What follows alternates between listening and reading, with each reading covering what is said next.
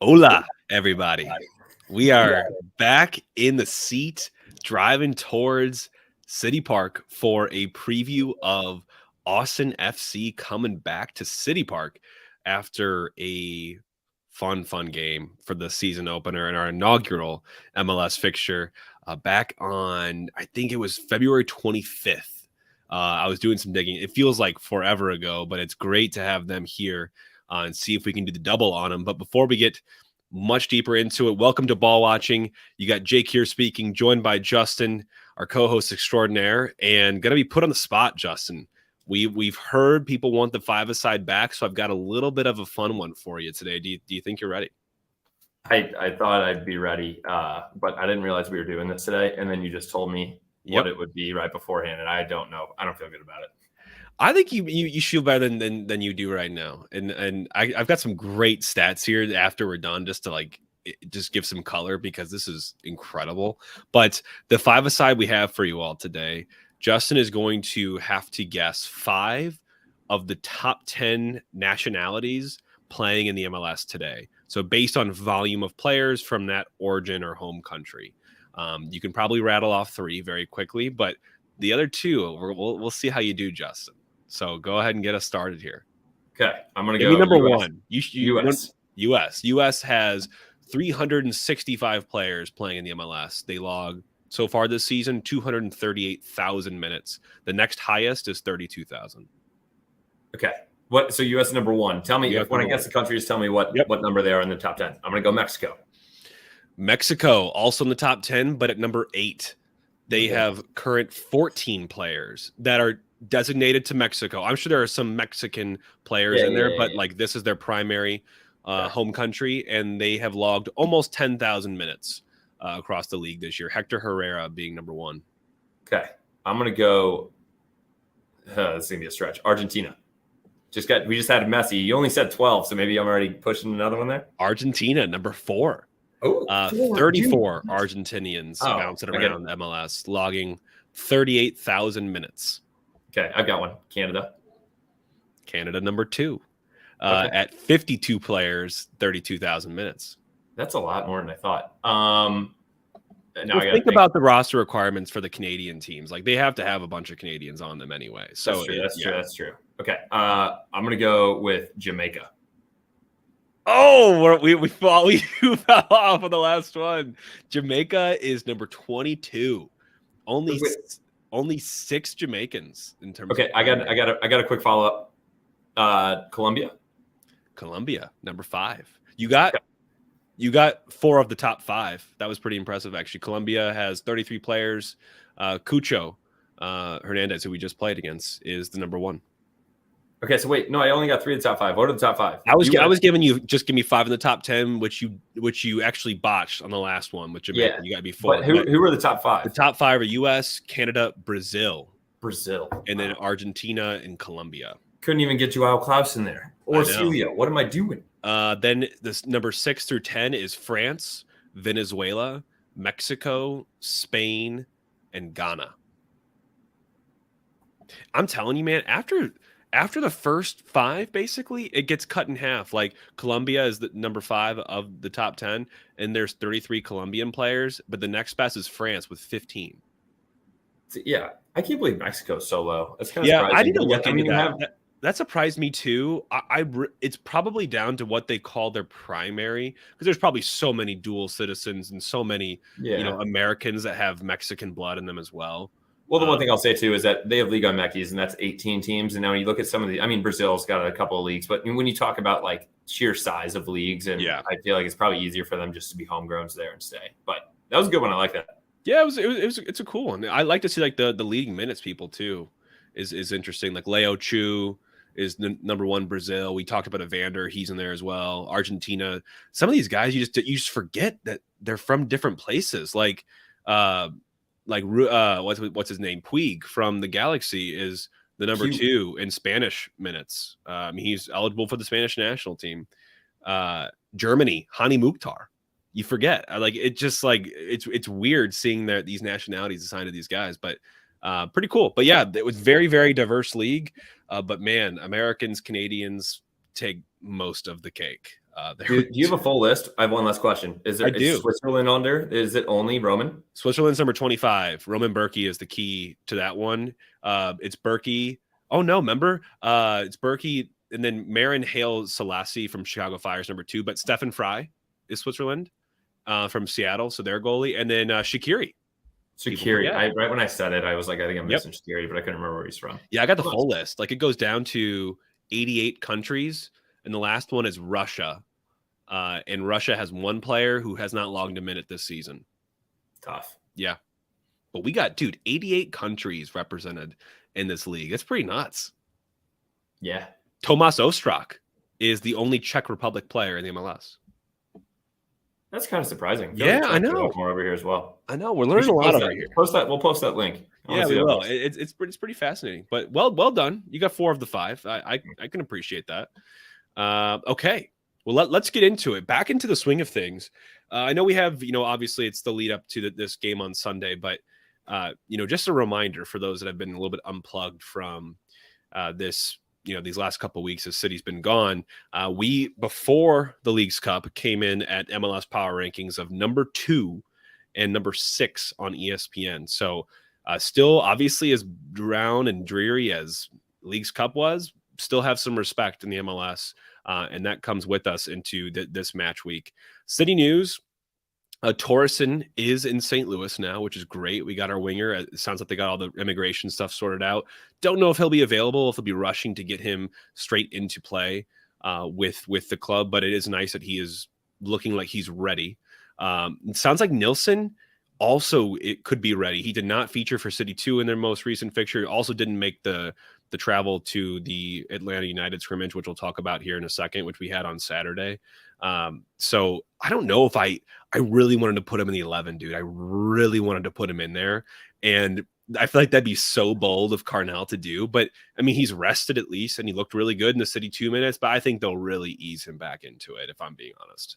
I think they'll bring him on. I'm hoping that and we'll get predictions. I hope we're already up like 2 or 3-0, and then you see him get a quick 30 minutes in the back line. I would not start him. I would love to see him, but I just don't think we'll do it.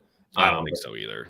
But quickly to touch on that, you mentioned the Atlanta United scrimmage. So it was a 3-3 draw after a rain delay. There are 4 30-minute intervals, so lots of rotation that kind of went through there. We were down 2-0 and down 3-1 and came back and tied it 3-3. So good to see that out of the boys making a little push at the end, and probably really exciting for them considering it'd been almost 2 full weeks since we played anybody else but ourselves. So goals from Gio and Sam Dinneran and Ostrak. So I'm hoping, fingers crossed, Jake, was there anything on there? If any of those were through the run of play?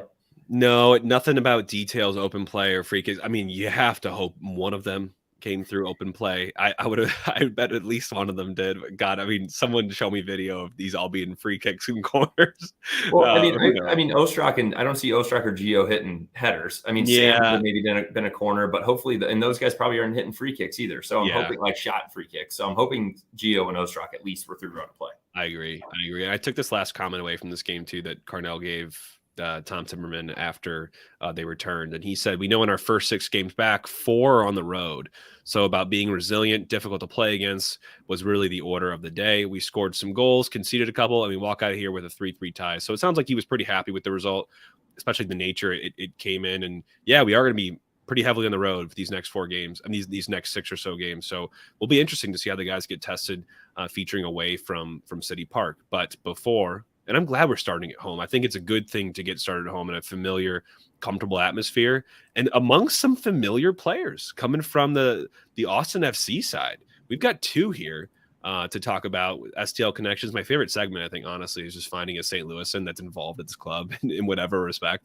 But Kip Keller is number 1 on our list. We've got 2 with the 5th overall pick in the 2022 Super Draft. Obviously, a Slu Billiken, a stud for them. He's a supplemental player on the roster for Austin, but he's actually been getting some minutes, especially recently. He was, unfortunately, the victim of the blunder in that first game that we played against them when Stroud had scored that goal that set off a couple people's bells and had some drama and controversy around. But he's actually started, what did I capture? The last 5 games across all competitions. So 3 regular season, 2 Leagues Cup. So looks like he might be back in good graces combined with some injuries and just efficiency they have in center back. Which is great to see. I really hope with Kip being from St. Louis and a SLU guy, that he gets that start coming up on Sunday. I know I kind of looked at that too. I think he's played in 13 MLS Next Pro games. So he's been up and down. And obviously it's a rough start when you do that at the beginning. But like you said, I mean, now he's kind of proven that he can do that. And I think of those 5 starts, he's played full 90 in 4 of them. So I would love to see him for the full game. I think it'd be huge for him to play out in front of the home crowd. Other St. Louis native, Will Bruin, went to DeSmet High. DeSmet High. What am I supposed to say? DeSmet Jesuit, bro. Come on, get it right. Get it right. DeSmet High School. That's what I'm going to call it. He ranks 8th among active MLS players with career goals scored of 77 and 15th total in games played of 310. So he's been around the MLS for a very long time, and it's good to see him still on the team. He's a legend. Shout out to Will, and shout out to the Bruin family. He was just such a force at DeSmet when I wasn't even there yet, but I remember going to watch him play when we were in grade school. Just an absolute beast. I don't know if we're going to see him, unfortunately. They have a pretty depthy kind of squad in that area of the field. I think they signed him for some reinforcement and some veteran experience, but shout out to Will. Absolutely so cool that he's got that, active goal scorer thing going for him, and he's from St. Louis. So got to love these STL connections. But let's talk a little bit about I almost said Chicago. Austin. Obviously, we have played them yet. We won 3-2 on February 25th in our inaugural season opener. That game was absolutely electric, Justin. We were both there for it with some buddies. We were in town for a weekend, and this was the centerpiece. This was just such a fun memory of being at that game, seeing those players, and kind of having some fun with the Austin FC fans because they were pretty good last year, and we had a nice little humbling for them to start it off. Oh, absolutely. Sorry, I was looking at Will Bruin's stats. So he's played in 10 games, all been subs in only 73 minutes. So I do not believe we will see him barring something kind of crazy. But the place was packed. I mean, we started off hot when it came to Austin, our first game of our entire living. I don't know how that's that word. Our existence. There you go. But the place was packed there. They had an awesome stadium, so it was good for us to get in there and see that. Tim Parker led us off with a header off a Leuven corner, if you remember that. Did the baby celebration, knowing that he had a baby coming. Went and grabbed a ball and sucked on his thumb. I thought that was hilarious. Then we gave up a goal to Drewski in the 45th +4. It was a long ball, which obviously has still been hurting us. It was a weird one. He had an incredible touch, but Roman kind of came out and then got stuck. Yeah, and then he lifted it up and over him. Great chip there. Then we went down 2-1 in the 72nd off a great finish from them. But then Klaus off of, what was it? I believe it was the 88th minute that he goes down against Kip. He cuts him, and not poor defending by Kip, but then Klaus just finishes with the outside of his right foot into the far post. And then his celebration was just laying down. That man was absolutely exhausted. Don't forget, though, that Austin did have a header off the crossbar in the 90th +5, in which there's only +5 minutes in the game. So that would have been an awful way to start our season. We outshot them 18-9. We had 18 total shots, 9 on goal. They had 13 with only 2 on goal. And there was a total of 16 corners. So something to kind of keep an eye out. I know it's been a completely different season ever since this game, but very offensive in that game. Yeah, and I could see this being a similar tale coming into the second fixture as well, because Austin has also been pretty active in terms of roster personnel since this game. They have added Matt Hedges, who is a center back, was traded from Toronto for a good sizable chunk of general allocation money, GAM.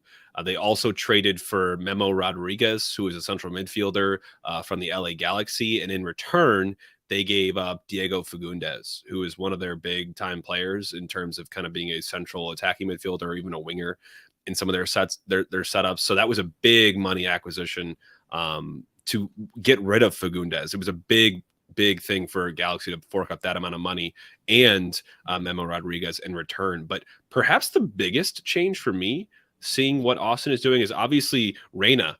What Claudio Reyna was their sporting director prior to all of the saga that we covered extensively here on the podcast. But they have hired and went out and got Rodolfo Borrell from Man City.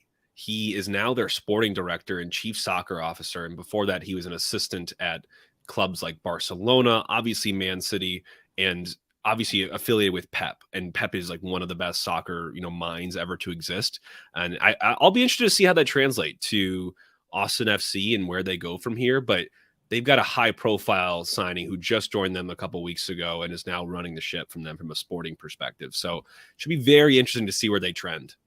I mean, that's kind of similar to us with Diego Gigliani that we just signed coming over from the City group as well. So it's good to see that we're getting that outreach. And I think people are, ever since the whole Messi thing and seeing how the MLS is flourishing, it's pulling bigger names from overseas, which is always beneficial for us going forward. So a quick kind of high level on Austin this season so far. So where do they stand? 32 points. They are 9-5 in the West with a win-loss draw. 5th in the West in total with that home record, better than they are away. 6-3-3 at home with a 3-6-2 away. 32 goals for, 12th in the MLS. 32 goals against, 17 in the MLS. So literally a net 0 goal differential. And some of their key results that I was pulling out here, Jake, it's kind of weird. I feel like they have not had that strong of a schedule, but also I feel like the West has been a little bit weaker. But in some of their the games that they played stronger teams, 3-0 loss to LAFC in April, 2-1 win versus Seattle in May, 2-1 win versus RSL in March, but then lost to 2-1 versus RSL in June, both away teams winning there. So weird.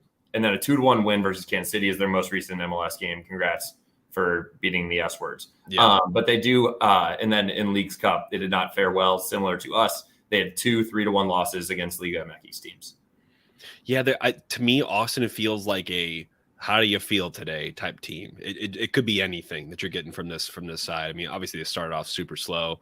They've kind of brought it back though. Obviously now being 5th in the West. Not that the West has been knocking it out of the park though, for them. So their magic number, Justin. Actually, no, you cover this. You put this together for Austin. Very interesting actually here to see the numbers here. Yeah, I want to start doing this on our previews, and then we'll do opponent's magic number on the previews, and then our updated magic number on the post game. So they have 32 points. Current points per match of 1.39. They have 11 games remaining, same as us. So when you take that, their magic number to reach the round 1 home field advantage is 20 points out of the last 11 games. That is very strong. When you think about that, that's almost 2 points per game, which is higher than their points per match now. So not as likely. 16 points would get them into the 7th spot, which would kind of put them past the wild card spot there. And so 16 points per game is kind of pretty close. I'm going to start adding a thing into this, Jake, of like, what is the 11 times? What they would get there. And then also their wild card spot then is only 12 points. So thinking about our magic number, we only need 11 points in 11 games to reach that top 4 spot. If everybody stays consistent, they need pretty much a similar situation there to be able to just get into the last wild card spot. So they look like they will likely make the playoffs. It's a matter of how strong will they finish, and just make sure they absolutely don't fumble the bag and just finish somewhat strong and what spot they'll get. Yeah, no, that's really interesting. And I wonder if they have the personnel to get there, man, because 3 key players we captured here to watch in this game, similar to the ones we rolled out initially, but Sebastian Driussi. I mean, the guy is a creator among creators. He's one of the best central attacking midfielders in the league. 22 goals and 29 goal contributions during the 2022 regular season, ranked 2nd and 3rd most in the league, respectively, in those stat categories. This season, a little bit more modest. I think trending in the direction of the team. 6 goals, 3 assists. Started 60 in the 18 games he's played in. Total of 51 shots, only 17 on target. But he really is the driving force behind this offense and the lead creative man. And then our favorite in the history of the men's national team, Giassi Zardes, man. Come on. Been in the MLS since 2013 now. Journeyman. He is obviously a former U.S. men's national team forward. 68 caps, 14 goals. He's got some pace. He's got that stripe going for him on the top of the head.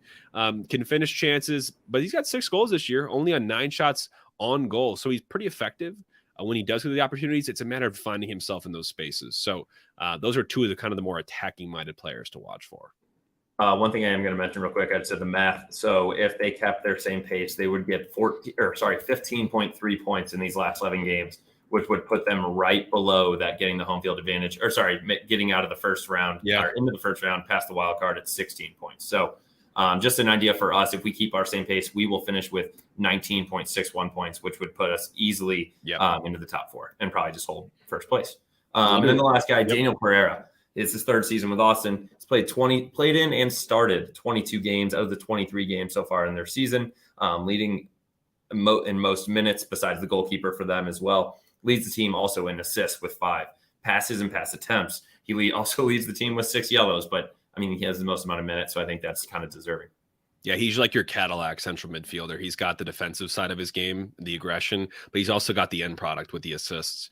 So he's an impressive player to watch. Honorable mentions, got a couple here. Owen Wolff, coach's son. is featuring on this team, playing the 11 very frequently. So Josh Wolf is the coach.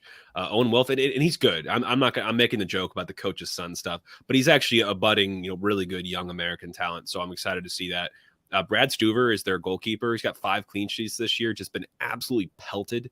But he is a solid goalkeeper. And then finally, John Gallagher, who is a left back. He was an all-star, the only all-star for this team. Actually, wait, no, I think Drusy was as well. But he has 5 goals and 4 assists as a left back, which is pretty impressive when you think about, the stature of that kind of position. So with that said, let's talk style. Let's talk coaching. What are we going to expect to see from this team?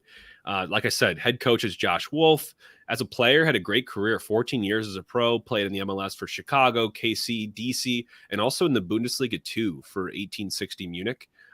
Logged 52 caps for the U.S. men's national team and went to the 02 and 06 World Cup. So incredible playing career, but does he have it on the coaching side? I think the verdict's out. He's got obviously some assistant experience for DC Columbus, also had an interim role with the U.S. men's national team under Berhalter, and he's coached 104 matches so far and mounted a 39, 47, and 18 record win-loss draw. So kind of when you think about the results. I think he's had those seasons where some seasons, because he's been Austin's coach since they began as an expansion team. So he's had some incredible seasons and some really, really down seasons as well. So it's kind of a wavy type career he's had so far as a coach. Guy loves a 4-2-3-1. He really came in, and I wonder how Rodolfo Borrell will change this, being the Man City guy that he is. But attacking soccer is what they try to play. They've promised that from day one. They play a very positional style of play. These players are drilled in the classroom to understand what is expected in their position, which can also lead to their demise. They're a little bit not very flexible at times as well, but they're very brave in their build-up. They're a very, very high possession team. They build out of the back, which requires and sometimes forces errors out of that back line, like we saw in our matchup against them in February. So they do have the ability to sometimes crumple under some of that high press by opposition, which you got to be salivating on if you're a City player. Yeah, no, absolutely. And I will say with that possession, they do look to get it wide and send some crosses in. And then as they're doing that with their wingers getting higher, their back line stays pretty high as well. So something to look for us is maybe a 1-2-3 and kind of putting someone through like a Sam Adinran or a Nico or even a Stroud getting in behind on the left side. So something that we can keep an eye on for them. But trends and storylines for these guys, Jake, just generally, they've missed the playoffs in 3 of the last 4 seasons, clawing their way out to an early season slump. Actually this year. So now that we're talking, they're 505th in the West, they're doing just fine. They're technically in a playoff spot. So they have had a good bounce back there. Their strengths are in attacking set pieces and attacking down the wings, as we already mentioned, and exploiting the back lines with through balls there. So it's one of those things where we know that they can be a possessive team. And then you just got to make sure you know where your runners are at, especially going down the wings and making sure you're not getting caught ball watching. There you go. Oh, wow. What a perfect way to use it there. They're currently number 13 in the MLS Power Rankings. Last 5 away, though, were loss, draw, win, loss. So only 1 win the last 5 away and only averaging 1 point per match in away games, the -7 goal differential. So you look at this as City, and you really want to use City Park to your advantage, because offensively, this team has an XG of about 1.39 per 90, which makes them just below average in the MLS. But they are actually averaging the exact same in terms of goals for in a game, so 1.39, which actually puts them at 11 in terms of actual output in terms of goals. Away, though, you see a little bit of a dip in terms of their XG. And when you look at when that's going to come in terms of these goals, about 20% of their goals arrive in that last 10-minute increment of the game. They do wait to spring. But the other about 50% that I captured here happens on either side of halftime. So from the 31st to the 60th minute, with halftime smacked right in the middle of that, that is when they're most lethal in terms of attack. So if you're City, it's the beginnings and the ends that you really got to look out for. You cannot, you can't falter at the very end of the first half. You've got to be totally clicked in and on, and then you also got to come out of the gates after the first half flying, and you got to finish strong as well. So we'll see if they're able to exploit some of our weaknesses here. Yeah, and I would say one of the things that we need to keep a focus on specifically for these goals, that 28 of their 32 goals are inside of the 18, with 9 of those being headers. So that's a marking thing, not only on set pieces, but like we said, through balls getting behind and being whipped in as well. So we're going to need to keep an eye on that for Berkey, with 4 of their goals being outside of the 18. They 0.33 goals per shot there, which is tied for top 5 in the MLS. So when they do have a chance, they like to finish it if they can get it on net. 6th most in shots on target, number 1 in goals per shot of 0.13, and the 4th highest in the shot on target percentage out of teams. So like I said, once they do create a pretty good opportunity, they will rip it on target. Yeah, it's just one of those teams that, so fortunately for them and unfortunately for us, they look pretty ruthless when you look at them from an attacking perspective. Another, like you said, Justin, big crossing team as well. They're top 5 crosses in the MLS into the 18. So I expect that to be a big part of their game against us as well. Defensively, obviously, you look at their stats being even on goals for and goals against this season with 32 and 32. They have an expected goals against about 1.58 per 90, which is the 3rd worst in the MLS. And the actual goals against per game is bottom 10 as well. And you look away and it's even worse. They have 1.79 expected goals against, which is the 4th worst when you look at away form specifically, which you've got to like as a City fan. And then you look at when they're conceding, almost a third of their goals are coming in the final 15 minutes of the game. So the 75th to 90th minute, with another 20% happening just before that. So second half is the weak point for them. It looks like they might tune off. They might lose some sort of steam or get leggy. And that is when you're really going to hurt this Austin FC side. Yeah, and they are 3rd most on shots on target against with 115. So obviously giving up a lot of chances and having to be reliant on their keeper, who's been all right with 5 clean sheets, but can't always keep them out. Bottom 5 in tackles, tied for number 1 in shots blocked, though, which just tells you that even though they're giving up the most shots on target, there's still a ton of shots being hit on this team. So hopefully we can get in front of that and be clinical. Tied for 3rd in errors, which are basically defining errors there as mistakes leading to opponent shots. Obviously, it's going to be high there as well.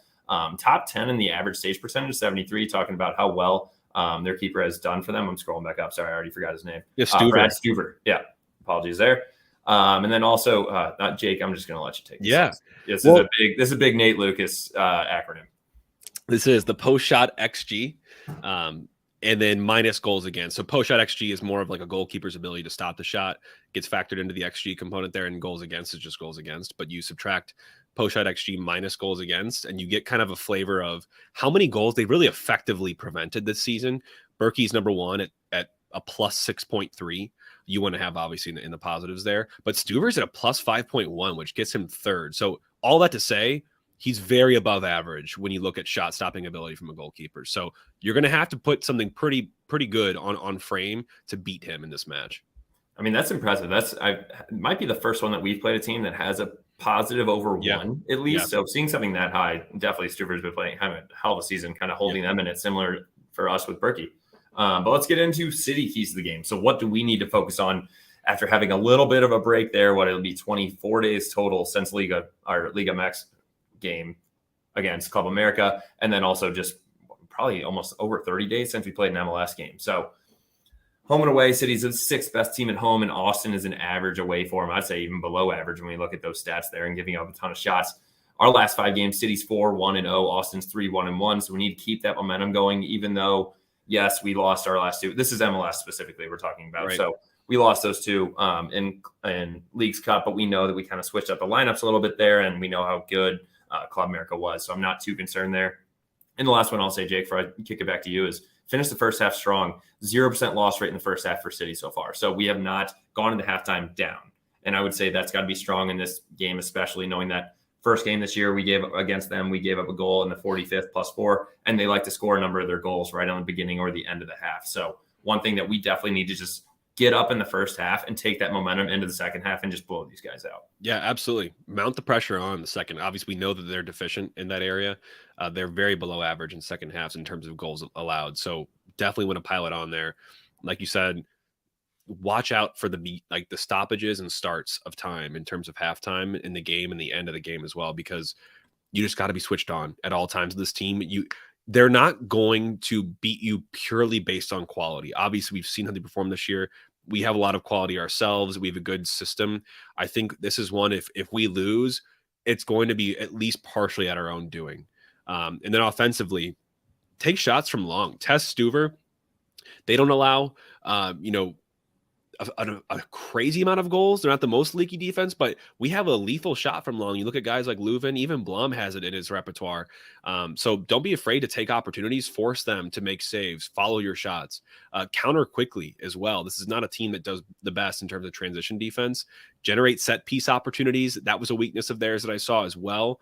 Obviously, you're going to need a lot to beat Stuver. And then defensively, fullbacks need to be able to handle their wings. They have great wingers. We talked about a couple of their attackers already here. Drusy, Blum has got to just keep a very, very tight eye on him and make sure that he is limiting his space effectively the best he can, because this guy, if you can limit Drusy, you can kind of limit Austin's attack. And finally, like we said, defensively, everyone's flipped on at around halftime on either side, and towards the end of the game, you've got to be talking, leading from the back and making sure everything's organized and not giving them any bit of opportunity to kind of squeeze something in the last minute there. No, absolutely. I think you covered it all there. So you want to get into starting 11? Do you have a graphic for us or no? Yes, I actually have it for us today. While you get that pulled up, I'll do a couple plugs. Jake always does a very good job. If you're listening to us on YouTube, go down there, click that subscribe button. Jake's been doing a great job getting that going.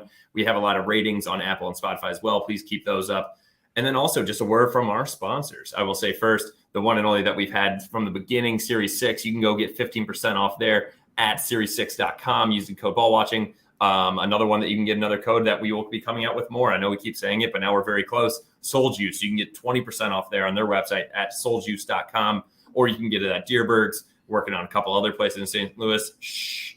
And then we'll kind of cover that. And then also we've been working with the pitch. I am so excited to get back to the pitch on Sunday, dude. I've been there a couple times, just not the same without that city atmosphere.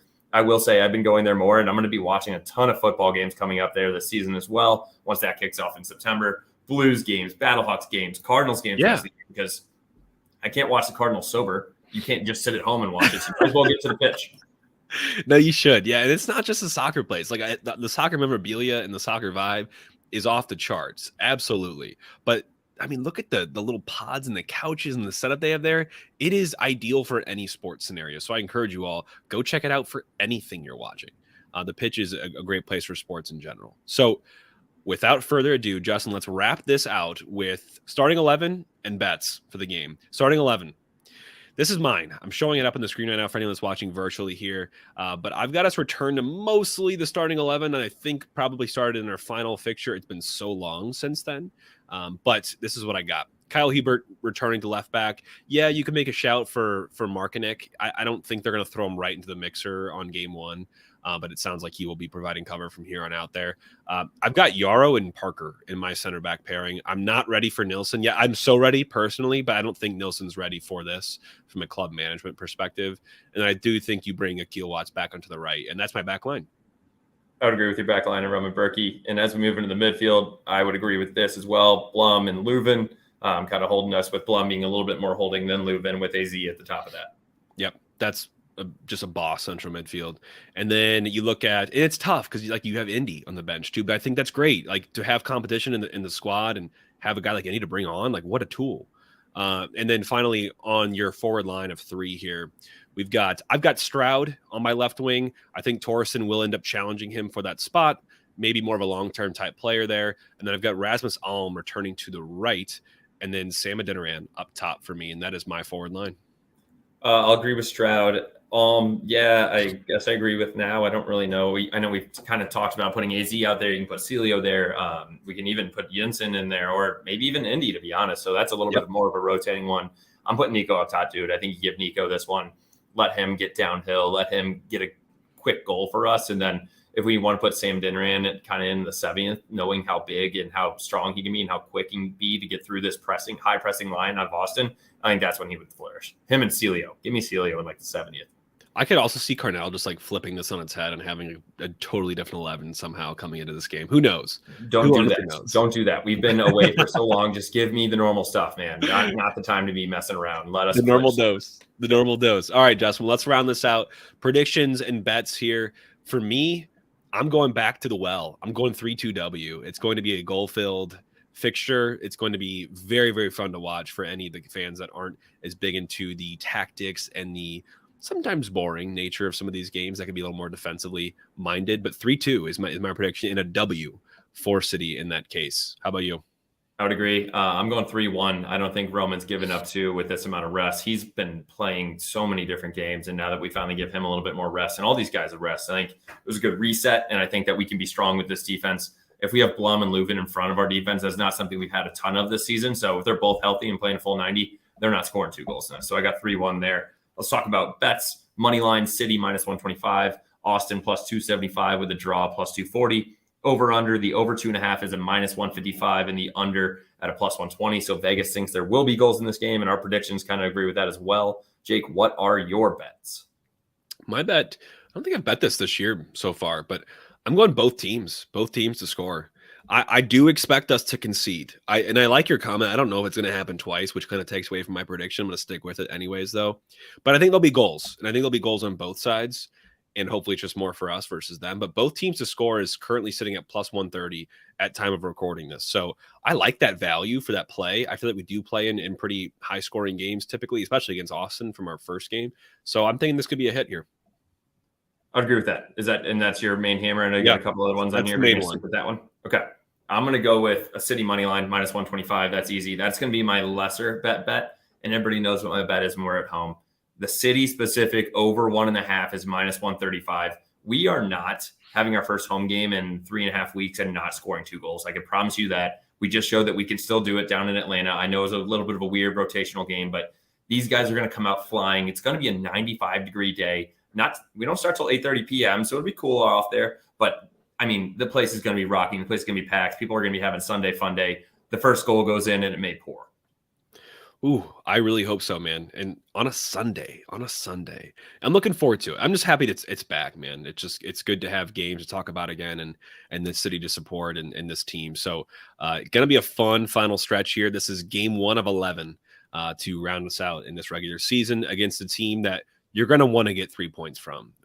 Per our magic number model, Justin, 3 points apparently locks us into the playoffs. It is just a wild card spot in this case, but a playoff appearance and berth nonetheless, which would be, I think, a check mark on a goal for this season for us. So look forward to that. Obviously, we should celebrate. We should put a little X in front of our in front of the brand, if so. But it's a big game, big implications with only 10 games after. What a feat that would be. Everything after is kind of just house money, but you definitely want to lock up round 1 and lock up home field even further.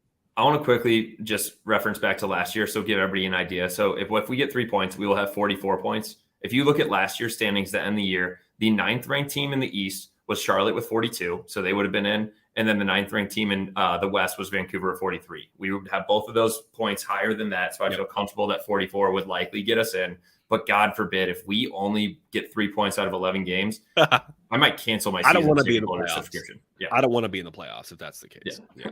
God, what a painful. Can you imagine winning and qualifying for the wild card? And then I think we would have to shut down the podcast. I don't think people would listen. 10 games in a row and squeaking into the wild card.